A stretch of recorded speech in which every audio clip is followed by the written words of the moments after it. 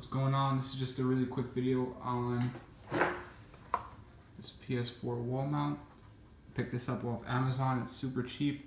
This is the best one I found. That's pretty much how it looks. It's a little bracket just like that. Comes with a template and it's super easy to install. And here's the PlayStation mounted to the wall. I know it's a little bit hard to see right now. It's nighttime, but all the wires are tucked in behind.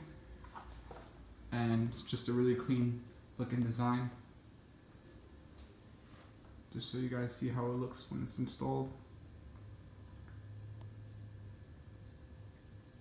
So I'm going to include a link down below in the description if you guys want to pick this up.